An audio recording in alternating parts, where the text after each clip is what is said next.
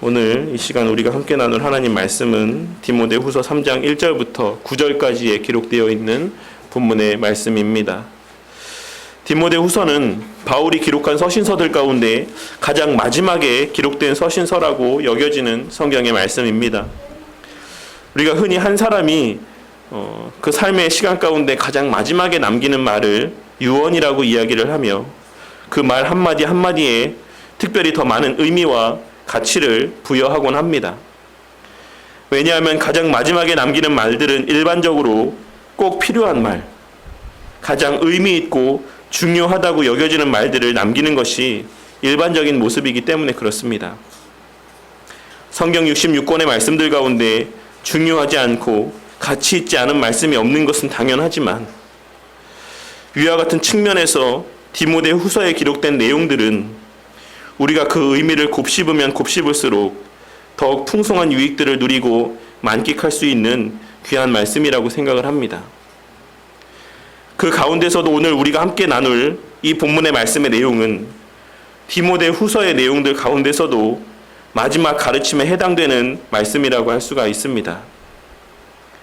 오늘 이 시간 이 말세의 때를 살아가고 있는 우리를 향해 전하는 바울 사도의 이 마지막 가르침을 통해 우리 신앙의 가장 기본을 되새기는 가운데 그 신앙의 기본을 통해 우리 각자의 신앙을 다잡는 그와 같은 은혜의 시간이 되기를 바라겠습니다. 오늘 본문의 말씀은 너는 이것을 알라 라는 말씀으로 시작을 하고 있습니다. 본문에서의 알라라는 표현은 지속성을 지니고 있는 지속성의 의미를 갖고 있는 표현으로 기록이 되어 있습니다. 바울 사도는 디모데를 향해 말세에 고통의 때가 이른다라는 사실과 그때 사람들의 모습이 어떠할지를 계속하여 지속적으로 평생의 삶 가운데 명심하고 살아가므로 그와 같은 때에 그와 같은 사람들의 모습들 속에서 어떻게 그리스도인으로 또한 목회자로 살아가야 되는 것인지에 대하여 이야기하는 이후의 가르침들을 통해 성도들은 물론이요 그 스스로 또한도 끝까지 바른 신앙 가운데 살아갈 것을 권면하고 있는 것이다라고 할 수가 있는 것입니다. 그리고 그 말세의 때는 우리가 이미 여러 번 다루었던 내용에서와 같이 오늘날을 살아가는 우리의 지금의 이 시기를 의미하는 것이다라는 사실을 우리는 잘 알고 있습니다. 구약의 선지자들이 예언한 바와 같이 예수님의 초림과 함께 말세의 때는 시작이 되었으며 그 말세의 때의 시작은 오순절에 있었던 성령 하나님의 강림 사건을 통해 확증되었던 것입니다. 그리고 그 이후로 태어나 주님 다시 오시기 전의 시대를 살아가는 우리 모두는 그 말세의 때를 살아가고 있는 자들인 것입니다. 그런데 그 말세의 때는 오늘날을 살아가는 대부분의 사람들의 기대나 예상과는 달리 고통하는 때가 될 것이다라고 하나님께서는 말씀을 하고 있으십니다. 사실 이 말씀은 말세의 때가 더 특별히 고통스러운 때가 될 것이다 라는 말씀이라기보다는 말세의 때에도 여전히 과거와 같이 고통스러운 때가 이어지고 그 고통이 점점 더 심화되어져 갈 것이다라는 의미로 보는 것이 합당할 것이다라고 생각을 합니다. 왜냐하면 아담의 타락 이래로 고통 가운데 살지 않았던 인류는 존재하지 않았기 때문에 그렇습니다. 많은 사람들이 과학이 발달하면 문명이 발달하고 문화가 발달하고 학문이 발전하면 우리의 미래가 밝아지고 행복해질 것이다라고 생각을 하지만 창세 이래로 수많은 사람들의 그와 같은 바람들과는 달리 내일은 오늘보다 좀 더 낫겠지. 내 자식의 시대 때에는 우리가 사는 시대보다 더 나은 삶을 살 수 있겠지. 라고 하는 사람들의 바람과는 달리 인류의 과학이나 문명의 발달의 검과는 아무 상관이 없이 인류는 늘 고통 가운데 살아왔고 지금 이 순간에도 그와 같은 고통 속에서 살아가고 있는 것이며 어떤 면에서 보자면 발달한 과학과 문명들이 우리를 더 고통스럽고 불행하게 만들고 있다라는 사실 또한 우리는 부인할 수 없는 시대를 살아가고 있는 것입니다.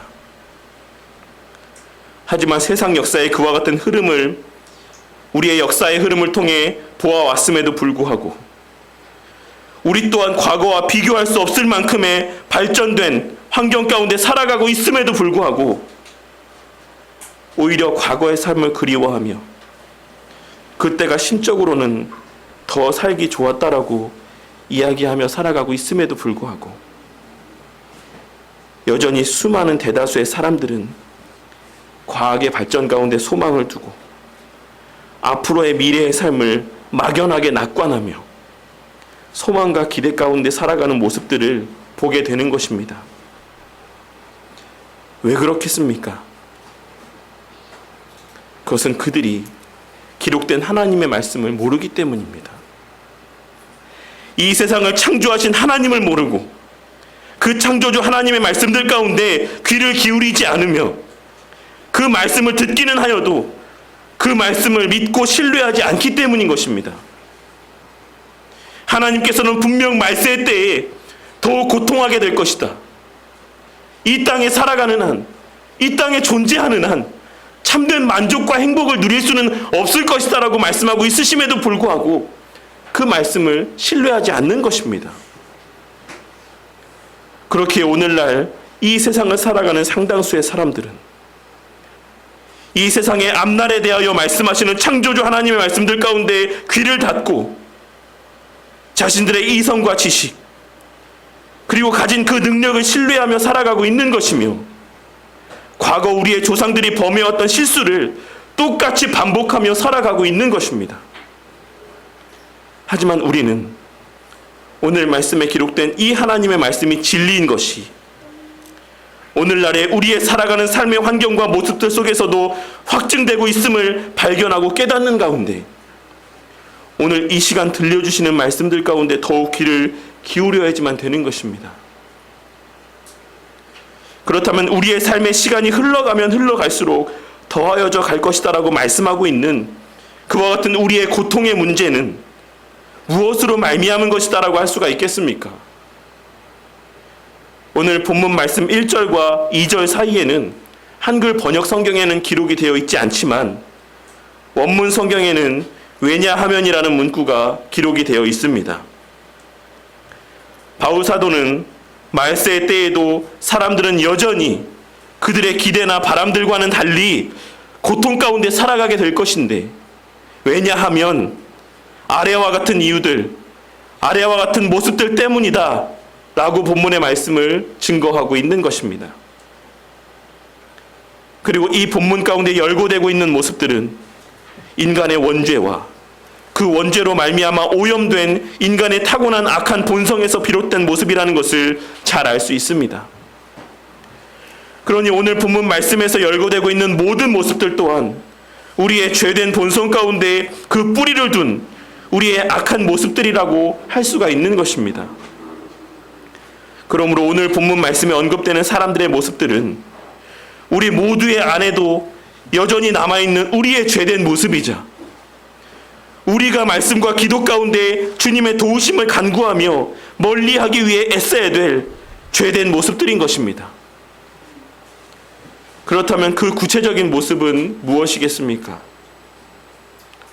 바울 사도는 무려 19가지에 이르는 그 구체적인 모습들을 열거하여 기록하고 있습니다. 그리고 그 많은 모습들 가운데 가장 첫 번째로 언급되고 있는 모습이 바로 자기를 사랑함인 것을 우리는 본문의 말씀을 통해 확인할 수가 있는 것입니다. 그리고 우리는 이 자기 자신을 사랑함이 근본적으로 아담과 하와를 범죄케 만든 원인이었다라는 사실을 통해 왜 이 자기를 사랑함이 인간의 모든 고통 가운데 살아가는 첫 번째 이유로 언급되고 있는지를 이해할 수가 있는 것이다라고 생각을 합니다.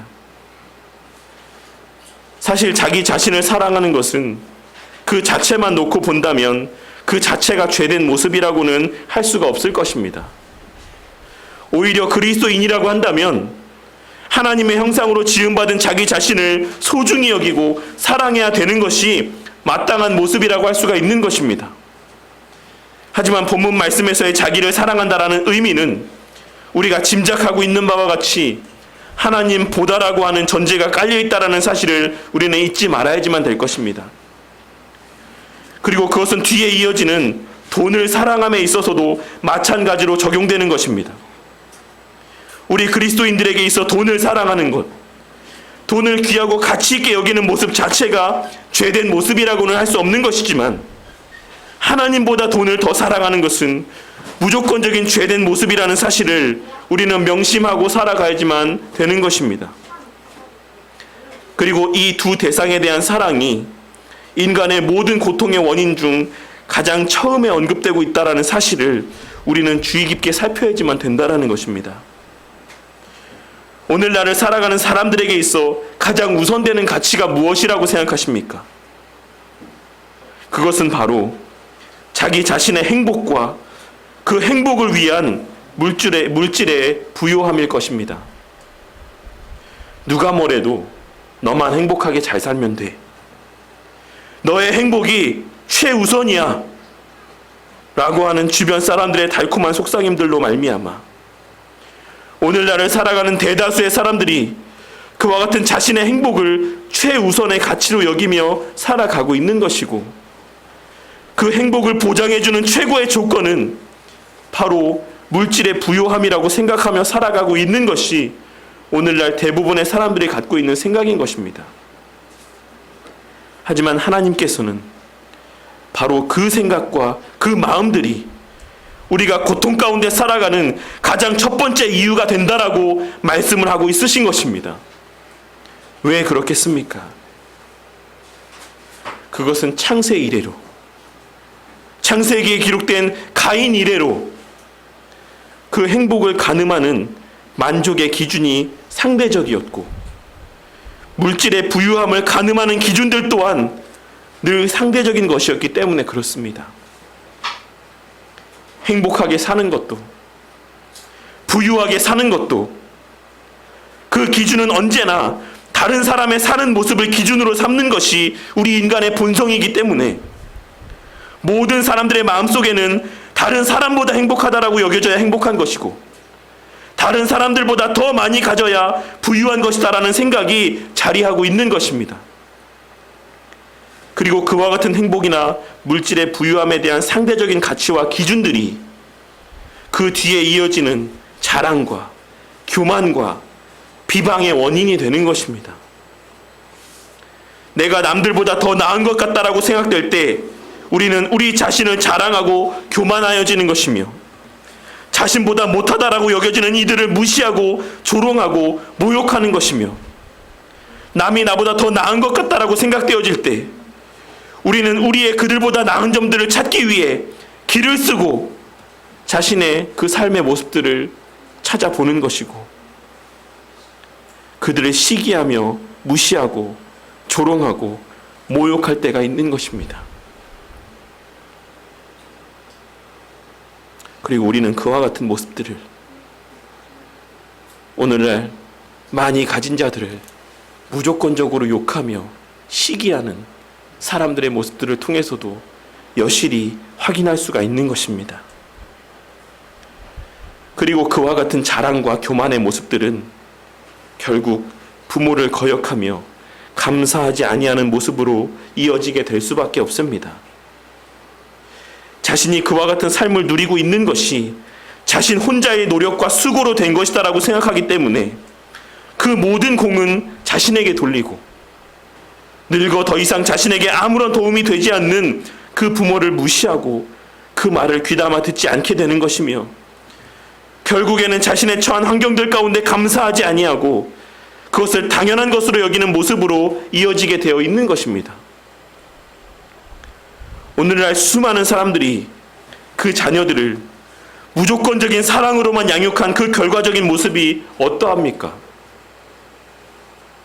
오늘날 우리 자녀들을 이 세상에서 남들보다 더 잘 사는 삶, 더 부유하게 사는 삶에만 초점을 맞춰 양육한 결과가 어떠하다라고 생각을 하십니까? 그 결과 그들은 남보다 자기 자신만을 생각하며 살아가는 이기적인 존재들이 되고 말았습니다.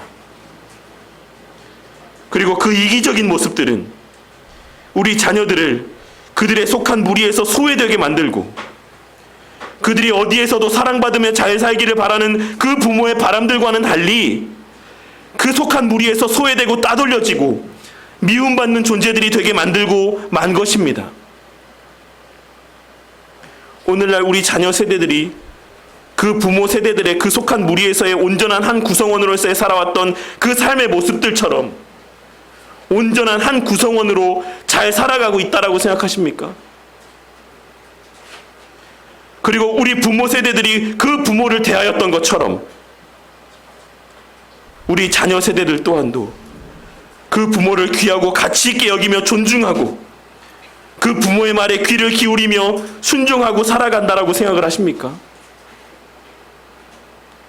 오늘날 상당수의 자녀들은 그 부모의 위와 같은 양육의 결과 무조건적으로 남들보다 더 잘 살아야지만 된다라고 하는 강박관념 가운데 자라가고 있는 것이고 모든 행복을 다른 이들과의 비교에서 찾으려고 하며 다른 이들은 나와 비교의 대상에 불과하며 무조건적으로 그들보다 나아야 된다라고 하는 생각을 가지고 주변의 사람들을 대하며 살아가고 있는 것입니다. 그리고 그렇게 힘겹게 매일의 삶을 살아가는 우리 자녀들은 잘 되면 그것이 자신의 노력의 결과인 것이고 안 되면 부모 탓, 주변의 탓, 환경의 탓으로 돌리는 이기적인 모습으로 자라가고 있는 것입니다. 그리고 그와 같은 성공지상주의의 모습들은 사람들을 거룩하지 않은 자들로 만들어버리고 말았습니다. 결과가 수단의 정당성을 부여하는 이 사회의 모습들이 결과가 수단의 모든 허물들을 덮어버리는 이 사회의 모습들이 다른 이들보다 잘 살기 위해서라면 다른 이들보다 더 나은 삶, 부유한 삶을 살기 위해서라면 그 어떤 수단과 방법도 가리지 않고 사용하는 불경건한 삶의 모습으로 우리를 변화시켜버리고 만 것입니다.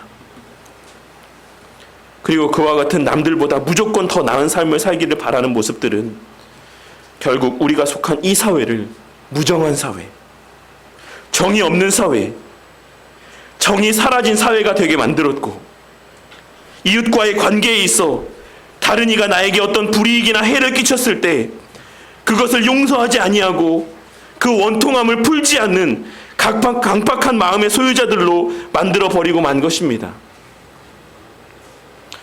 얼마 전에 뉴스를 보니 돈 몇천 원을 빌려주지 않아서 이웃을 살해한 50대 남성에 대한 소식이 보도된 적이 있었습니다.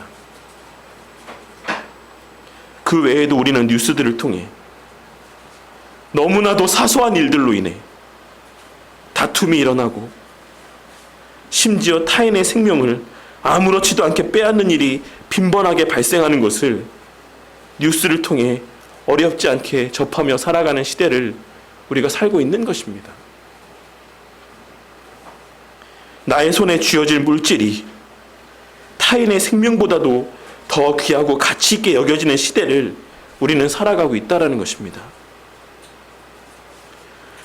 그리고 이 시대가 그와 같은 시대가 된 가장 큰 원인이 바로 타인을 사랑의 대상, 포용의 대상이 아닌 경쟁의 대상, 비교의 대상으로 여기며 살게 되었기 때문인 것이고 타인을 그 자체로 목적으로 여기는 삶이 아닌 나의 행복을 위한 수단으로 여기는 마음들이 그 안에 자리하게 되었기 때문이라고 할 수가 있는 것입니다.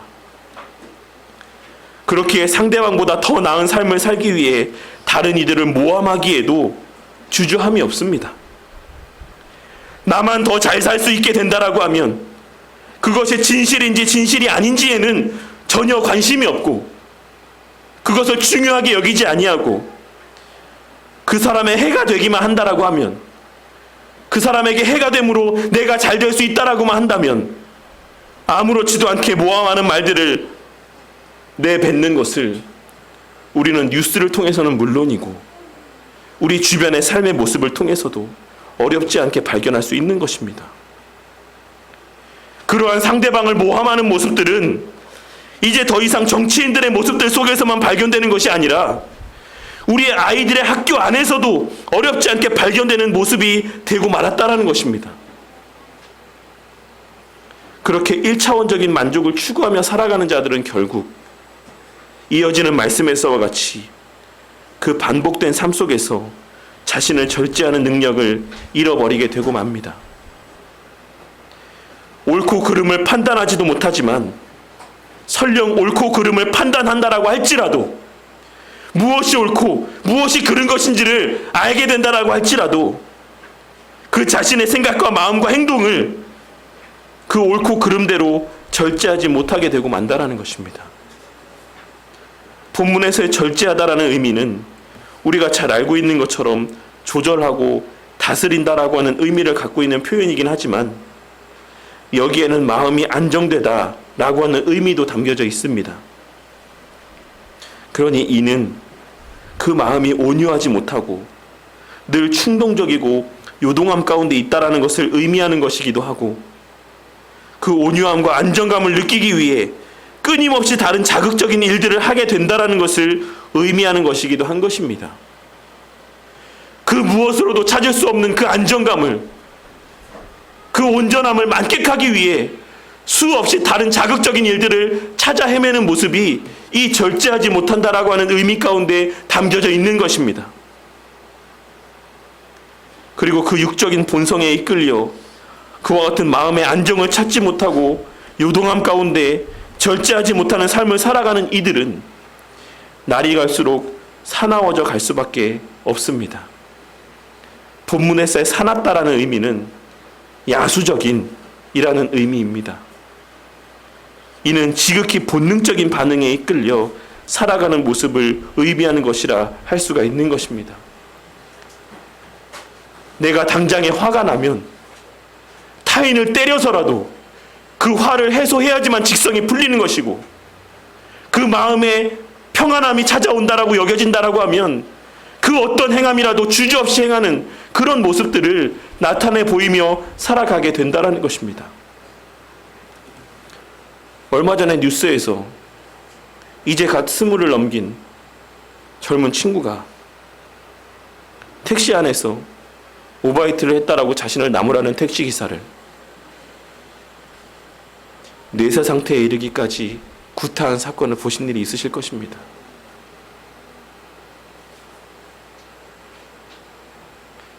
이 사회는 우리가 그렇게 낙관하고 발달한 문명 가운데 더 나은 사회일 것이다라고 기대했던 오늘날에 살아가는 이 사회는 그와 같이 더욱 1차원적인 본능에 이끌려 살아가는 그와 같은 사회가 되고 만 것입니다. 최근의 한 조사 결과에 따르면 성인이 되어 타인을 향해 끔찍한 범죄를 저지르는 이들 가운데 상당수는 어려서부터 동물을 학대한 경험이 있었다라고 하는 결과가 보도된 적이 있었습니다. 그처럼 원초적인 본능에 이끌려 살아가는 자들은 날이 갈수록 더 큰 자극에 이끌려 살아갈 수밖에 없는 것이고 더 나아가서 자신을 절제할 수 없는 그와 같은 상태에 이르게 되는 것이며 그 본성이라는 것은 결국 사나운 야수나 맹수와 같이 타인에게 물리적인 해를 가하는 모습으로까지 이어지게 된다라는 것을 우리는 이 말씀의 내용을 통해서 뿐만 아니라 우리 주변에서 들려오는 또한 보여지는 삶의 모습을 통해서도 확인할 수가 있는 것입니다. 그리고 그 본능에 이끌려 절제하지 못하고 본능이 이끄는 대로 살아가는 삶이라는 것이 선한 것을 좋아하지 않는 것, 선한 것을 멀리하는 것은 당연한 것이 아니겠습니까? 그리고 이웃을 사랑의 대상이 아닌 밟고 일어서야지만 될 대상으로 여기는 자들이 그 상대방을 배신하고 배반하는 것은 당연한 모습이지 않겠습니까? 바울 사도는 그러한 자들은 조급하다라고 이야기를 하고 있습니다. 본문에서의 조급하다라는 의미의 표현은 우리가 일반적으로 알고 있는 바와 같이 서두른다라는 의미라기보다는 그 일에 몰두하여 다른 것을 보지 못한다라는 것을 의미하는 표현입니다. 내가 그 행동을 하였을 때, 내가 그 말을 하였을 때, 그 행동과 그 말로 인하여 초래될 결과에 대해서는 전혀 생각하지 아니하고 다른 사람들의 형편을 전혀 고려하지 않는다라는 것입니다. 오직 나만 잘 되고 내가 바라는 소기의 목적을 달성할 수 있다라고만 하면 그것에만 집중하여 다른 것들은 생각하지 아니하고 그 일에만 몰두하여 그 일을 행한다라는 것을, 이 조급하다라는 의미를 통해 바울 사도는 나타내 보여주고 있는 것입니다. 그리고 이어지는 자만한다라는 표현 또한 앞서 언급했던 교만하다라는 의미가 아닌 자신의 생각만을 옳게 여기고 신뢰하며 고집한다라는 의미입니다. 다른 이들이 하는 말들 가운데 귀를 기울이지 아니하고 그 말들을 신뢰하지 않으며 오직 내 생각대로만 행동한다라는 것을 말씀하고 있는 것입니다. 그리고 이는 영적으로, 육적으로, 또한 도덕적으로 모든 면에서 완전한 자기 사랑, 완전한 자기 신뢰에 도취된 이기적인 상태를 의미하는 것이고 나타내는 것이라 할 수가 있는 것입니다. 그러한 자들은 당연히 하나님을 사랑하기보다 자신을 더 사랑하기 때문에 하나님의 만족이 되는 삶에는 아무런 관심이 없고 자신의 욕구를 만족시키는 삶에만 관심이 있는 것이 당연합니다. 오직 내가 더 기쁘고 내가 더 즐겁고 내가 더 만족스러운 내 모든 육적인 욕구를 만족시키는 삶을 사는 것에만 관심을 기울이며 하나님과는 무관한 삶을 살아가는 것입니다. 그런데 그와 같은 말들에 이어서 놀라운 말이 이어서 언급이 되고 있습니다. 그러한 자들 중에, 그와 같은 목적을 갖고 살아가는 자들 중에 경건의 모양은 있는 자들도 있다라는 것입니다. 이는 날이 갈수록, 세월이 흘러갈수록, 주님의 재림의 때가 가까워져 가면 가까워져 갈수록 잘못된 신앙의 모습들 또한 더욱 교묘해져 간다라는 사실을 말씀하고 있는 것이라 할 수가 있을 것입니다. 그리고 이는 사람들의 악함이라는 것은 경건의 모습들까지도 자신의 만족과 유익을 위한 수단으로 사용하게 될 것이다라는 사실을 말씀하고 있는 것이기도 한 것입니다. 그들은 경건의 모양은 있을지라도 그 능력은 부인한다라고 말씀을 하고 있습니다. 이 말이 무슨 의미입니까? 그들에게 경건의 모양은 있을지라도 그 능력은 부인한다라고 하는 이 말씀이 무슨 의미입니까? 본문에서의 능력이라고 번역된 표현은 우리가 이미 여러 번 함께 살펴본 바 있는 두나미스라고 하는 의미의 표현입니다. 그리고 이 두나미스라는 표현에 의미하는 바는 폭발하는 능력, 그 폭발함에 포커스가 맞추어져 있는 의미의 표현인 것입니다. 그러므로 이는 우리의 참된 신앙에서 비롯된 경건의 모습들은 반드시 폭발하는 능력이 있다라는 것을 의미하는 것이라 할 수가 있는 것이며, 참된 신앙으로 말미암아 외적인 경건의 삶을 추구하는 이들은 그 신앙을 통해 표출하시는 하나님의 폭발적인 능력을 신뢰한다라는 것을 의미하는 것이기도 한 것입니다. 경건의 그 폭발하는 능력은 자기 자신을 말씀 앞에 굴복시키는 능력이며 다른 이들을 하나님 앞으로 인도하는 능력입니다. 절대 깨어질 것 같지 않은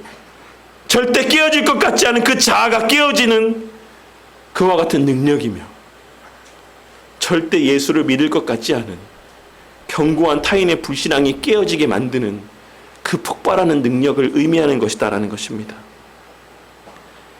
하지만 자신의 만족과 유익을 위해 경건의 삶을 살아가는 이들은 그와 같은 경건의 능력을 신뢰하지 않는다라는 것입니다. 이는 바라지 않고 기대하지 않는다는 것이기도 합니다.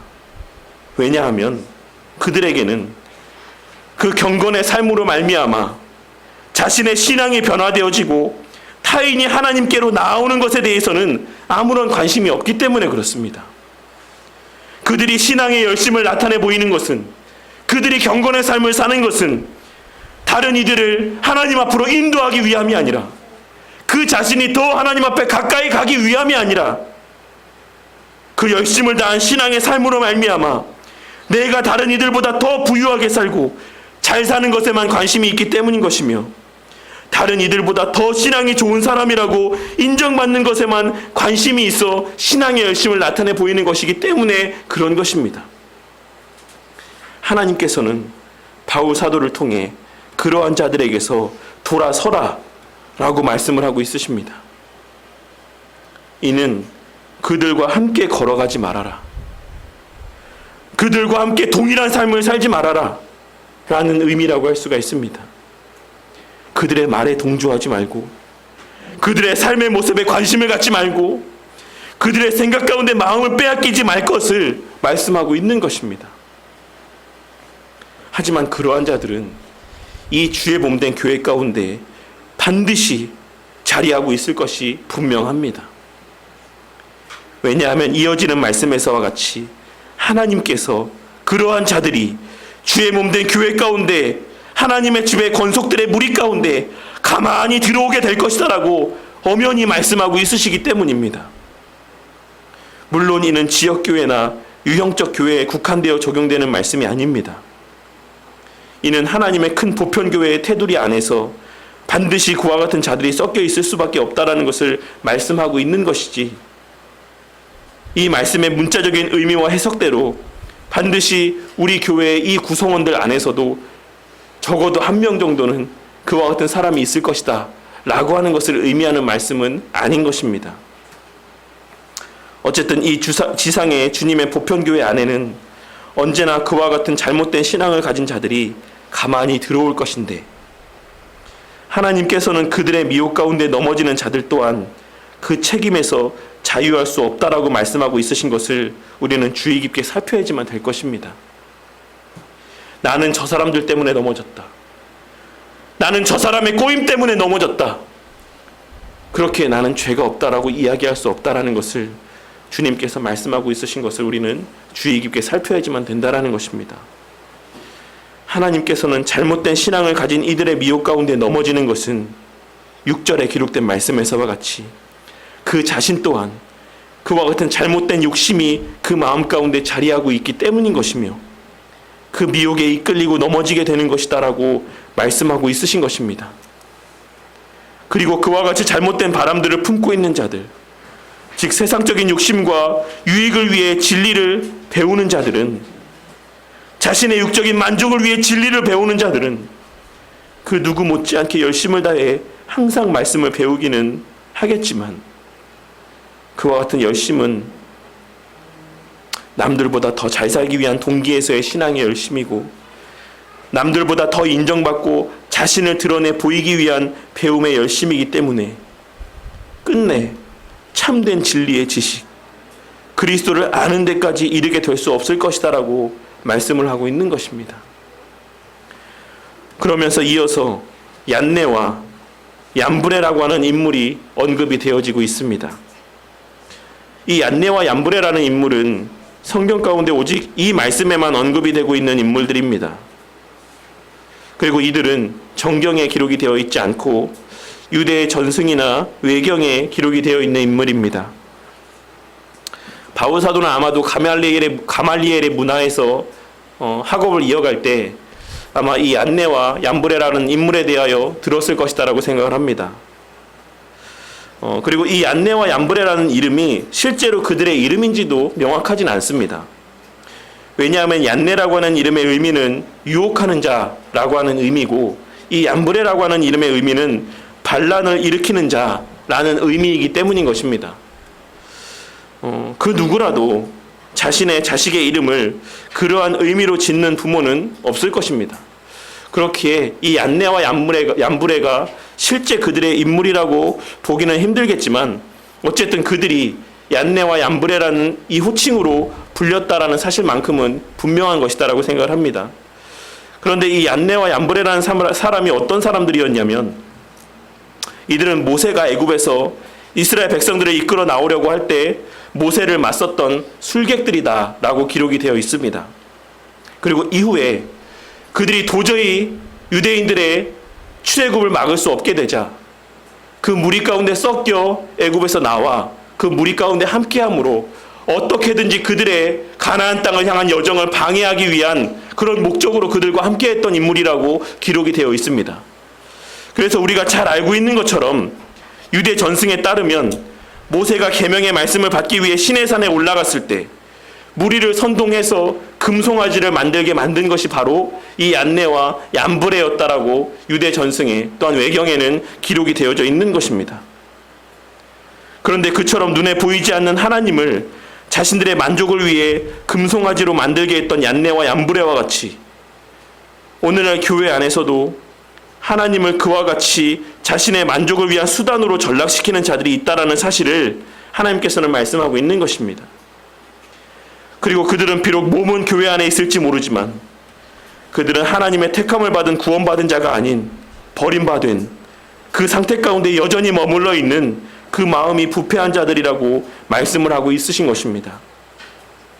그리고 그들이 당장은 사람들의 지지를 받는 것 같고 하나님의 말씀대로 신실하게 경건의 삶을 살아가는 자들은 미약해 보일지 모르겠지만 결국에 다른 목적으로 주를 섬기며 경건의 삶을 살아가는 자들은 모세가 시내산에서 내려왔을 때 그들의 잘못이 백일하에 드러냈던 그 모습과 같이 그들의 잘못된 신앙 또한도 분명하게 밝히 드러날 때가 있을 것이다라고 하나님께서는 말씀하고 있는 것입니다. 오늘 기록된 말씀에서 언급된 우리가 돌아서야 될 잘못된 신앙의 모습들 가운데 우리에게 낯선 모습이 단 하나라도 있다라고 생각하십니까? 앞서도 언급을 했지만 오늘날 교회를 다니는 사람이건 교회를 다니지 않는 사람이건 모든 사람이 다 남들보다 잘 살기를 원하고 부자가 되기를 바랍니다. 다른 이들보다 내가 더 행복하게 살기를 바란다라는 것입니다. 그렇기에 오늘날 교회 안에서도 세상에서 발견되는 모습들 가운데 단 하나도 발견되지 않는 모습들이 없는 것입니다. 하지만 우리의 그 열망과 바람들은 결코 우리의 뜻대로 채워지지 않을 것이다라고 말씀하시는 하나님의 오늘 본문의 이 말씀을 마음 가운데 새기는 우리 모두가 되기를 바라겠습니다. 내 행복과 만족을 위한 모든 세상에서의 열심들, 내 행복과 만족을 위한 교회 안에서의 모든 신앙의 열심들이 다 부질없는 것이며 결국 우리를 더 불행하고 고통스럽게 만들게 되고 말 것이다라는 이 말씀을 명심하는 우리 모두가 되기를 바라겠습니다. 오늘 말씀에서 바울 사도는 디모데를 향하여 그와 같은 이들, 즉 나보다 하나님보다 나를 더 사랑하고 그 자신을 위해 가장 필요한 것이 물질의 부요함이라고 여기는, 물질을 하나님보다 더 사랑하고 신뢰하는 자들이 교회 안에 반드시 있을 것이며 그들에게서 떠나라고 말씀을 하고 있지만 사실 이는